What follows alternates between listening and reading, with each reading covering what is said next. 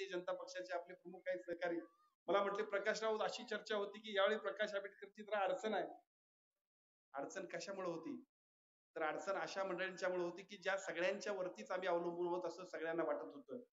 ज्यांच्या अडचणीची अडचण होती ती सगळी अडचणी एका बाजूला आणि ज्या माणसांच्यासाठी मी काम केलं ती दुसरी माणसं या बाजूला, त्या सगळ्या माणसांनी माझ्यासाठी अफाट असं काम केलं आणि त्या सगळ्या कामामुळे आज आपण मंत्री होऊन येत आहोत. सगळी मंडळी खरं तर कुणाची नावं घेऊ आणि कशी कशी नावं घेऊ अशी सगळी माणसं, या सगळ्या माणसांच्यामुळं राधानगरी जिल्हा परिषद मतदारसंघामध्ये 2700 मताचं लीड आपण घेतलं. शिवडीच्या उद्घाटनाला निघालो त्यावेळी यामावरनं मला घेऊन गेला, मी त्याला चिडत होतो, यांचं काय डोकं फिरल्यासारखं मलाच यामा मारायला लागला. पण ती यामा एवढी हिट झाली अख्ख्या महाराष्ट्रात मला फोन यायला लागले. उल्लेख केला त्या पिरळ मधल्या प्रत्येक माणसाचा आणि वाडी वस्तीतल्या त्या सगळ्या माणसांचं आयुष्यभर मी ऋण विसरू शकणार एवढं प्रचंड तुम्हाला सगळ्यांनी मला दिलेलं आहे.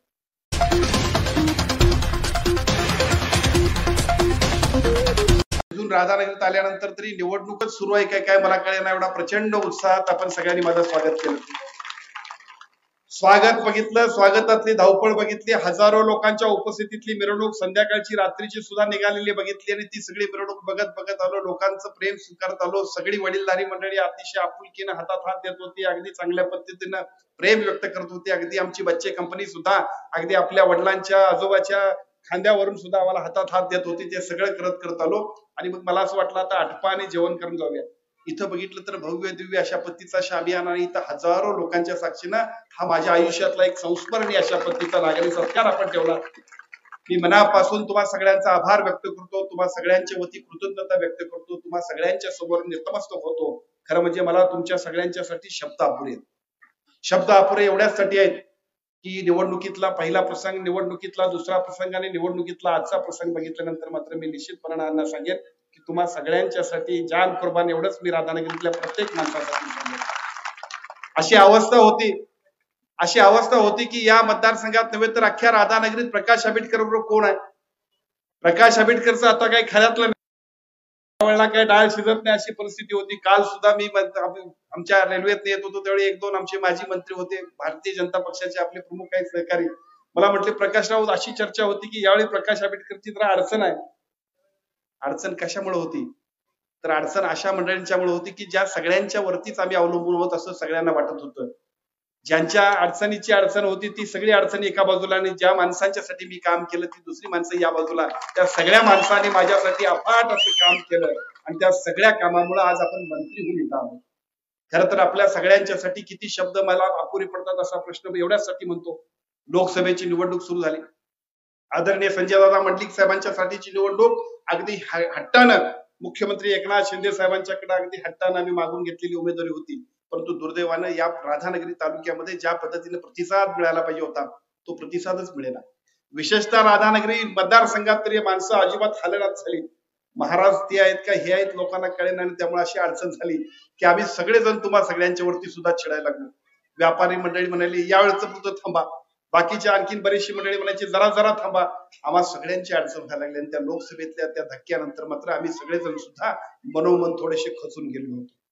विधानसभेची निवडणूक झाली आणि त्या विधानसभेच्या निवडणुकीमध्ये सुद्धा लोकसभेची पुनरावृत्ती होणार, महाविकास आघाडीचं सरकार येणार अशा पद्धतीच्या टीव्हीवरती आपल्या सगळ्या चॅनेलवरती ज्या बातम्या चालू झाल्या त्यामुळे अनेक लोकांना असं वाटलं की आता महाविकास आघाडीचं सरकार येणार. त्यामुळे साहजिकच अनेक लोकांनी सुद्धा आमच्या सगळ्यांच्या बरोबरच्या एकूण सगळ्या संबंधांपेक्षा सुद्धा महाविकास आघाडीला साथ देण्याचा निर्णय घेतला. अशा सगळ्या घटनाक्रमांमध्ये राधानगरी जिल्हा परिषद मतदारसंघात माझं काय होणार असं मलाच प्रश्न पडला. आणि मग अशा सगळ्या प्रश्नांमध्ये दीपक शेट्टींच्या शेतावरती अण्णा आपण सगळेजण जमलो. दीपक शेट्टींच्या शेतावरती येईपर्यंत माझ्या मनात शंका होती, माणसं जमतील का नाही अशी मला भीती वाटत होती.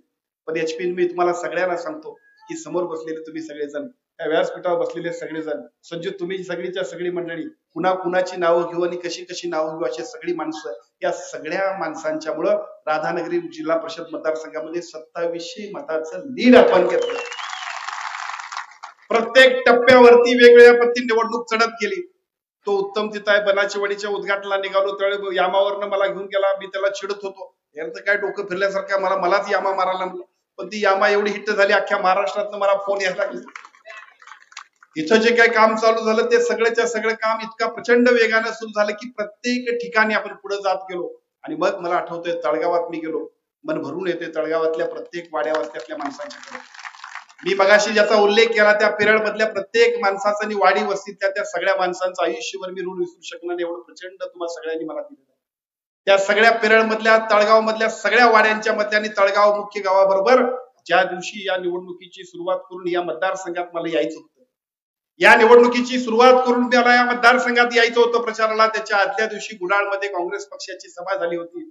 हजारो लोकांच्या साक्षीनं पलीकडचा कार्यक्रम झालेला असल्यामुळं मनात माझ्या सुद्धा धुकधुक होती. आमचा पीए विजय आरडे सारखा दंगा करत होता, लवकर या माणसं थांबलेत. पण गुडाळमध्ये आलो आणि संग्रामजी, मी तुम्हाला सगळ्यांना सांगतो, त्याच गुडाळमध्ये 200 ते 400 मताचं लीड देणाऱ्या सगळ्या गुडाळकरांचं कसं आभार व्यक्त करावं कळत नाही. त्या गुडाळातनं सुरुवात झाली, खिंडे वरोड्यात आलो. रामभाऊ पाटील साहेब आहेत, आमचा दिग्विजय आहे, HP आहेत, सगळी माणसं इकडे आमचे दुसरे सावंत साहेब बसलेत, पाठीमागे आमचे पिताजींचे जोडीदार बसलेत, सगळे तरुण कार्यकर्ते, मागासवर्गीय कार्यकर्ते अतिशय उत्साहानं माझ्या बरोबर आले. त्याच दिवशी तिथंच खऱ्या अर्थानं खिंडी वरोड्यातलं लीड सुद्धा निश्चित झालं. आता खिंडी वरोड्यातनं सोन्याच्या शिरोडीत आलो. मनात तर राम राम, अगदी म्हणजे राम राम म्हणायची पाळी आली, कारण सगळं पुढारी ज्यांच्याबरोबर आहे ते आहेत का नाही असं म्हणायची वेळ आली. परंतु सोन्याच्या शिरोडीत आमच्या माता भगिनी सुद्धा ज्या पद्धतीने स्वागत करायला उभारल्या होत्या, चौगले साहेब तुमच्यापासून ते सगळेच्या सगळे आमचे नेते, मोहिते साहेब आपल्यापासून ते सगळेच्या सगळे नेते, सगळी मंडळी, एका बाजूला भारतीय जनता पक्षाची अभेद्य अशा पद्धतीची फळी, दुसऱ्या बाजूला आम्हा सगळ्यांच्यावर जीवाभावानं काम करणारे असे सगळे आमच्या सगळ्यांचे सहकारी, आणि तिसऱ्या बाजूला त्याबरोबर सार्वजनिक हिताच्या दृष्टीनं माझ्यासारख्या कार्यकर्त्याच्या निमित्तानं आपण निवडणूक लढवतोय अशी ईर्ष्या तयार करून प्रत्येक माणसानं मी प्रकाश आंबेडकर असं समजून जी काही निवडणूक हातात घेतली. त्यामुळे सोन्याच्या शिरोलीत तेच दुपारच्या वेळेला कुडीत्र्याच्या त्या दुपारच्या प्रसंगात मला आठवतंय, काय त्या चौगले सराला समजत नव्हतं, मला कळत नव्हतं की त्यांना कुठं ऊर्जा आली होती. आमचा धनाजी चौगले, विजय आरडे आणि बाकीची सगळी मंडळी, मागासवर्गीय समाजातली आमची सगळे आमचे सगळे जीवाभावाचे सहकारी, कुणी कुणी किती किती काम केलं ह्याला काय हिशोब नाही. आणि म्हणूनच हा सगळा इतिहास घडला. दाजीपूरच्या वाड्यांपासून ते सगळ्याच्या सगळ्या वरच्या वाड्या, प्रत्येक गावातलं मतदान बघितल्यानंतर मात्र निश्चितपणे मी तुमच्या सगळ्यांच्या ऋणात आयुष्यभर राहीन एवढंच सांगतो. कारण का तर ही फार महत्वाची निवडणूक होती. तुम्ही माझ्यासाठी केलेलं हे जे काय मतदान होतं ते माझ्या आयुष्यात, माझ्या हृदयात कोरून ठेवावं असं एक मी एवढंच सांगतो तुम्हाला. कारण ही वेळ आणि बनीची होती. अरे काही मंत्री झालो, पण कधी झालो? आमदार झाल्यामुळे झालो. जर आमदारच झालो नसतो तर कशाला कुठला मंत्री कोण झाला असता. पण हे सगळं जे काही केलं त्या सगळ्यामध्ये तुम्ही सगळ्यांनी सर जे काही काम केलं त्या प्रत्येक कामाचं अभिनंदन करायला पाहिजे. बनाची वाडीकरांचं मतदान बघितलं, निश्चितपणानं बनाची वाडीकरांचा आभार मानावं थोडं कमी आहे. पाट पन्हाळ्यातल्या लोकांचं काम बघितलं, पाट पन्हाळ्यामध्ये कालपर्यंत विलासरावजी आपण सगळे मागे होतो, पण यावेळेला मात्र पाट पन्हाळ्यात सुद्धा आपण सगळेजण पुढे गेलो. कुठल्या गावात आपण मागे पडलो असं म्हणायची काही गरज नाही. दुर्गमानवाड मध्ये एरवी आम्ही दिवाण तुम्हाला सारखं चिडत होतो, पण सुनीलराव, एका बाजूला तुम्ही आणि दुसऱ्या बाजूला आपले सगळ्यांचे सगळे सहकारी यांच्या माध्यमातून दुर्गमानवाड सुद्धा कमी पडलं नाही. गुडाळ असेल, गुडाळवाडी असेल, करंजपेन मध्ये भैया असतील, भैयांच्या पलीकडच्या बाजूला आमचे एसके आणि बाकी आमचे दुसरे कॉन्ट्रॅक्टर असतील, आमचे सगळेच्या सगळे सगळ्यांच्या माध्यमातून करंजपेन असेल, कुडीत्रे असेल, गुडाळवाडी असेल, पिरळ, दुर्गमानवाड, तळगाव, खिंडी वरोड नावं घ्यावी तेवढी कामं. कारवड्यातले सगळी माणसं, न्यू करंजातली माणसं, हसण्यातली, दाजीपुरातली, आमच्या सगळ्या डिगस मधली, बहिरी बांबर मधली सगळीच्या सगळी माणसं, आमच्या रामनवाडी पासून, रामनवाडीतले अजून कोण लोक दिसत नाहीत मला इथं, पडळीतले सगळ्या लोकांचा आभार मानावं तेवढं कमी आहे. कारण पडळीमध्ये सुद्धा सगळीच्या सगळी माणसं, राजकीय दृष्ट्या पलीकडच्या बाजूला आणखीन काही सगळ्या राजकीय संघटना होत्या, त्यामुळे साहजिकच तिथं सुद्धा अडचण होती. आज सुद्धा आमची राणे कंपनी मला भेटायला आली होती. ज्या सगळ्यांच्या बरोबर ज्या पद्धतीने काम झालं ते सगळं बघितल्यानंतर अत्यंत चांगल्या पद्धतीनं आपण सगळ्यांनी काम केलं. दीपक कदम व्यासपीठावर बसलाय, मी सगळ्या काम करत असताना धामणीतल्या प्रकल्पग्रस्तांच्यासाठी सुद्धा मी काम करतोय. परंतु त्या सगळ्यांनी ज्या पद्धतीनं आम्हाला सगळ्यांना सांगितलं होतं त्याच पद्धतीचं काम केलं आणि निश्चितपणानं आपल्या सगळ्यांच्या बरोबर पडसाळी असेल, राई असेल, तिथं चौके असेल, मानबेट असेल, अतिशय चांगल्या पद्धतीने आपण सगळ्यांनी काम केलं. त्या सगळ्या कामाच्या माध्यमातून अत्यंत चांगल्या पद्धतीने ज्याचा उल्लेख करायला पाहिजे, व्यापारी असोसिएशन राधानगरी, पणशेत साहेब, तुमच्या बडदार साहेब, तुमच्या व्यापाऱ्यांचं अभिनंदन करावं तेवढं सुहासांना कमी आहे, रामांना कमी आहे. तुम्ही सगळ्यांनी मासुर्ली असेल, शिरगाव असेल, राशिवडेकर असतील, आमच्या वळवेकर असतील, सरवडेकर असतील, सगळ्यांना भेटत गेलात आणि राशिवडेकरांच्या पासून ते सगळ्यांनी जो काय उठाव केला त्यामुळे बघता बघता अत्यंत चांगल्या पद्धतीनं सगळ्या व्यापाऱ्यांनी सुद्धा आपल्याला खूप चांगल्या पद्धतीने पाठिंबा दिला. आमच्या टेलर असोसिएशनचे आमचे राजू कांबळे अतिशय चांगल्या पद्धतीनं, एरवी ते दुसऱ्या राजकीय प्रवाहात असायचे, परंतु यावेळेला काय त्यांना हिप्नोटाईज झालं मला कळत नाही, पण ज्या पद्धतीने त्यांनी काम केलं ते सगळ्या मतदारसंघात सुद्धा प्रत्येक गावातला टेलर माझ्या बरोबर होता, प्रत्येक गावातला नाभिक समाजातला माणूस माझ्याबरोबर होता, प्रत्येक गावातला गुरव समाजातला माणूस माझ्याबरोबर होता. सगळीच्या सगळी ही माणसं होती ती सामान्य होती. त्यातला कोणी पुढारी नव्हता. त्यामुळे मी कुठल्या गावात गेलो तर तुझ्या बरोबर कोण आहे म्हणायचं तर मेरे पास जनता आहे म्हणायचं, एवढा दुसरा माझ्याकडे काही पर्यायच नव्हता. पण ते सगळ्याच्या सगळं आपण पूर्ण केलं आणि अतिशय चांगल्या पद्धतीने ही निवडणूक जिंकली. शेवटच्या दिवशी हसन राऊत साहेब तुमच्या सगळ्यांचं भाषण ऐकलं. बशीर राऊत साहेब, मला खरं म्हणजे तुम्हाला सगळ्यांचं फिजुडीकरांचं सुद्धा आभार मानायचा आहे. आज कृष्णात कुठं दिसत नाही आमचा, पाटील आमचे कुठं दिसत नाहीत, पण सगळ्यांचं मी मनापासून आभार मानेन. एकेका माणसाचा आभार मानावं तेवढं कमी. एवढी सगळी इकडे आमचे टेलर संघटनेचे आमचे अध्यक्ष आहेत, अध्यक्षवरती या टेलर संघटनेचे राज्याचे अध्यक्ष आहेत, ते सुद्धा या ठिकाणी आले. प्रत्येक घराघरात ते फिरत होते. शेवटच्या 8 दिवसांमध्ये तरी वातावरण असं अपडाऊन व्हायचं. पलीकडच्या बाजूचे लोक सुद्धा एवढे जोरात होते. आता आमचं जमतंय म्हटल्यावर मला या निमित्तानं आणखीन काही बघायला मिळालं. मुद्दाम हे सांगितलं पाहिजे, कारण का तर 5 वर्ष मी ज्यांच्यासाठी काम करतोय, शेवटच्या टप्प्यात जर माणसं अशा पद्धतीने विचलित व्हाली तर काम करायचं की नाही असा प्रश्न होतोय. परंतु हे टेलर सगळीकडे फिरत होते आणि हे टेलर हे सगळेच्या सगळे फिरत होते, त्यावेळेला रोज मला अपडेट देत होते. ते म्हणाले, साहेब माणसं तुमच्यावर आहेत, माणसं तुमच्यावर आहेत, पुढाऱ्यांचं आम्हाला काय माहित नाही, माणसं तुमच्यावर आहेत. मी म्हटलं होय बरोबर आहे, दिसायला काय दिसतंय बघा. बघता बघता साहेब पत्रकार ज्या पद्धतीने इतिहास घडला, त्या सगळ्या इतिहासात 40,000 मताधिक्यावर आपण गेलो. मला आठवतंय दुर्ग मनवाड्यातल्या त्या शेवटच्या वाड्या आणि पडसाळीत मला जाता आलं नाही, परंतु दुर्ग मनवाड्यातल्या सगळ्या आमच्या त्या वाड्यातल्या कार्यकर्त्यांनी हट्ट केला की केवळ दुर्ग मनवाड्यामध्ये तुम्ही नेहमी येताय, आत्ताच्या आत्ता तुम्ही आमच्याकडे आला पाहिजे. रात्री 1 वाजेपर्यंत अगदी तो भात सुद्धा जो होता, मला अजून न शिजवलेला भात सुद्धा खाला, पण त्यात प्रेम जे होतं ते महत्वाचं होतं. त्यांच्या सगळ्यांच्या बरोबर मी थांबलो, जेवलो. त्या सगळ्यांना इतका आनंद झाला, तो सगळ्याचा सगळा आनंद मतपेटीतल्या मतात मला दिसला. त्या सगळ्यांबरोबर पवन बाबा तुमचा आभार मानायला पाहिजे, मुन्ना साहेबांचे आभार मानायला पाहिजे. अतिशय चांगल्या पद्धतीने तुम्ही सगळ्यांनी खूप चांगलं काम केलं. एवढी आपल्या सगळ्या शिवसेनेच्या प्रत्येक कार्यकर्त्यानं सगळ्यांनी काम केलं आणि त्या सगळ्या कामांच्यामुळे आपण चांगल्या पद्धतीने यशस्वी झालो. हेच काम, हेच संघटन पुढच्या टप्प्यामध्ये सुद्धा याच्याही पेक्षा अतिशय चांगल्या पद्धतीने करण्यासाठी आपण सगळेजण पुढे जाऊया, अशा पद्धतीची अपेक्षा व्यक्त करतो. लाकूड संघटनेचा सुद्धा आपण सगळ्यांनी निश्चितपणे मी सगळ्या उल्लेख केला पाहिजे, कारण आमच्या ज्या ज्या माणसांच्यासाठी मी काम केलं ती छोटी मोठी माणसं असतील, पण त्या सगळ्या माणसांच्या प्रश्नात मी असल्यामुळे साहजिकच त्या सगळ्यांना सुद्धा माझ्याबरोबर जो काही प्रचंड अशा पद्धतीचा आनंद होता, त्यामुळे सगळीकडे ही मंडळी फिरलीत. त्यामुळे आमच्या लाकूड संघटनेनं सुद्धा अतिशय चांगल्या पद्धतीने केलेल्या कामामुळे आपण या निवडणुकीमध्ये अभूतपूर्व असं यश मिळवलं. या सगळ्या यशानंतर अत्यंत चांगल्या पद्धतीने निवडणूक झाली. निवडणुकीमध्ये जिंकल्या त्या दिवशीच्या निवडणुकीच्या गुलालात आपण सगळ्यांनी सांगितले की आता इथं थांबू नका, आता इथं थांबू नका, मंत्री पदाच्यासाठी तिकडे जा. गेलो, दुसऱ्या दिवशी गेलो, विमानानं गेलो. दुसऱ्या दिवशी गेल्यानंतर 7, 8, 10 दिवस सगळं काय हालचाल होईना. 10-12 दिवस झाले तरी मुख्यमंत्री आम्हाला भेटेना. तत्कालीन मुख्यमंत्री, आताचे उपमुख्यमंत्री एकनाथ शिंदे साहेब आता कुणाचीच भेट घेणार. इथं तरी सगळ्या लोकांना सांगितलं होतं तुमच्या माणसाला फक्त आमदार करा, आता मी मंत्री करतो. त्यामुळे आमचे लोक आता बहुतेक फायनलच झाले असे समजून होते आणि तिथं तरी गाठीभेटी होईना. अडचणी अशा व्हायला लागल्या. त्या दरम्यानच्या काळामध्ये मी परत आणखी डायलिसिस युनिटचं उद्घाटन करायचं होतं. खरं म्हणजे डायलिसिस युनिटचं उद्घाटन कारण इलेक्शनच्या पूर्वी करायला पाहिजे होतं. आपण ते मंजूर केलं होतं, पण आपल्या त्या निवडणुकीच्या आचारसंहितेमध्ये ते थांबलं होतं. त्यामुळे साहजिकच ते उद्घाटन करण्यासाठी सुद्धा आपण वेळेत 1 दिवस यायसाठी मी आलो. त्याच दिवशी मी राधानगरीत आलो आणि माझं भाग्य बघा, माझ्या मतदारसंघातल्या संभाजीराव आर्डे साहेब, तुम्ही सांगितलं तसं माझ्या मतदारसंघातली एक महत्वपूर्ण सुविधा करण्यासाठी त्या मंत्रिपदाच्या कामातून सुद्धा मी इथं आलो होतो आणि मला माझ्या नेत्यांनी आणि तुम्ही सगळ्यांनी अख्ख्या राज्यातलं डायलिसिस करायसाठी सुद्धा आता संधी दिली. आपण सगळ्यांच्या आशीर्वादाने ज्या पद्धतीने मंत्रिपदाची एवढी मोठी संधी मिळाली, त्या संधीच्या माध्यमातून अख्ख्या राज्याचं आरोग्य सुधारण्याचे आणि अख्ख्या राज्याच्या आरोग्याला सुद्धा खूप चांगल्या पद्धतीने गतिमान करण्यासाठी आपण सगळेजण आता पुढे काम करणार आहोत. त्या दिवशीचा प्रसंग मला आठवतोय. नागपुरातल्या आदल्या दिवशीपर्यंत काहीच समजत नव्हतं. नागपूरमध्ये सकाळी 5 वाजताचं फ्लाईट आहे म्हणून रात्री 3:30-4 ला मला निरोप आला, 5च्या फ्लाईटनं तुम्ही आता नागपुरात यायचं आहे. तोपर्यंत आपले लोक सगळेच्या सगळे निघाले होते. इतके लोक निघाले होते की ते एवढे, त्यांना मी म्हणत होतो अरे मला निरोप अजून यायने, मला निरोप आला की आपण जाऊया. लोकांचा उत्साह असा होता की बहुतेक तुमच्या त्या उत्साहामुळेच मंत्रीपद मिळालं काय मला कळत नाही. एवढं प्रचंड अशा पद्धतीने आपण सगळ्यांनी काम केलं. त्या सगळ्यांचा अतिशय चांगल्या पद्धतीचा परिणाम असा झाला की आपण सगळेजण त्या ठिकाणी मंत्री होईपर्यंत मात्र माझ्या मनात धगधग होती, कारण मागच्या 5 वर्षांपूर्वीचा प्रसंग मला आठवतो. सगळेच्या सगळे लोक आपण निघालो होतो. 31 डिसेंबरचा तो शेवटचा दिवस होता आणि 31 डिसेंबरच्या शेवटच्या दिवशी मी आदरणीय जाधव गुरुजी, आदरणीय नांदेकर साहेब, बाबुरावजी अण्णा, आदरणीय पनोरकर काका, त्याचबरोबर माझे वडिलांना पण सांगितलं होतं की निरोप आला की तुम्ही सकाळी या. निरोप काय आला नाही आणि नंतर मात्र आपण सगळेजणचे काही डिस्टर्ब झालो होतो. तो डिस्टर्ब 1-2 महिने म्हणण्यापेक्षा वर्षभर तेच चालू होतं. त्यामुळे असा उत्साह करणं बरोबर नाही असं मी म्हणत होतो आणि त्यामुळे सकाळी मात्र ज्यांना ज्यांना मी दटावत होतो ते सगळेजण आले आणि त्यांच्याच उपस्थितीमध्ये आपण सगळ्यांनी ती शपथ घेतली. आणि ती शपथ घेतल्यानंतर संध्याकाळी मला आठवते आपण सगळ्यांना आता नागपुरात आल्यानंतर जेवायला सुद्धा जेवण तरी करूया म्हणून मी शिंदे सर मी त्या सगळ्यांना एकत्रित बोलवलं.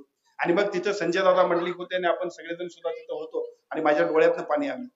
ते एवढ्यासाठी चाललं, आपण मंत्री झालो, ते मंत्री होणं हे एवढं सोपं नाही.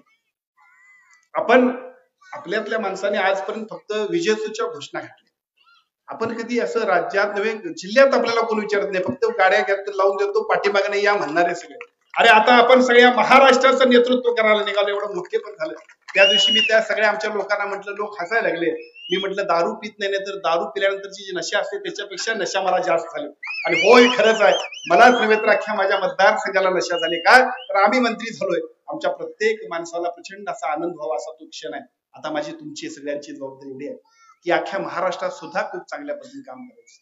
इकडे तहसीलदार बसलेत, पलीकडे आमचे इन्स्पेक्टर बसलेत. सातत्याने त्यांच्याकडे येणारा जर तक्रारदार एखादा असला, त्याला जर इन्स्पेक्टर किंवा तहसीलदार केलं तर काय करेल तो, पहिला आपला आहे तेवढं निपटून काढेल. आता तसंच माझं झालं. 5-10 वर्षांमध्ये मी सातत्यानं महाराष्ट्रातल्या सगळ्या रुग्णालयांच्या मध्ये क्लिनिकल इस्टॅब्लिशमेंट ऍक्ट लागू करा म्हणून लक्षवेधी मांडत होतो. कशासाठी? तर मोठ्या मोठ्या हॉस्पिटलमध्ये लाखोची बिलं आमच्या लोकांची घेतात. आमचे लोक रोज कुठनं पैसे द्यायचे ह्याला प्रश्न नाही. त्यासाठी क्लिनिकल इस्टॅब्लिशमेंट ऍक्ट करत होता.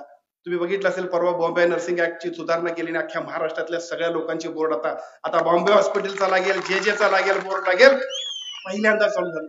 सगळ्या हजारो आणि लाखो लॅब आपल्या गावागावामध्ये आहेत. त्या लॅबची तपासणी कोणी केलेली नाही. तुम्ही एका गावातल्या 4 ठिकाणी गेलं तर 4 ठिकाणचं रिपोर्ट योग्य येतात का अयोग्य येतात माहित नाही. आमचं आरोग्यच राम भरोसे होतं. मी काल सुद्धा तो कायदा, ज्या कायद्यासाठी मी आग्रह करत होतो, तो कायदा पूर्ण करून कालच्या मुख्यमंत्र्यांच्या आढावा बैठकीमध्ये सुद्धा सांगितलं, साहेब काही चांगलं करण्यासाठी तुमचा मला मदत आणि मार्गदर्शन पाहिजे. साहेब खुश झाले. ते मला म्हटले निश्चितपणे प्रकाश, जे चांगलं कराल त्या सगळ्यासाठी आपला पाठिंबा आहे. दुसरं काम झालं.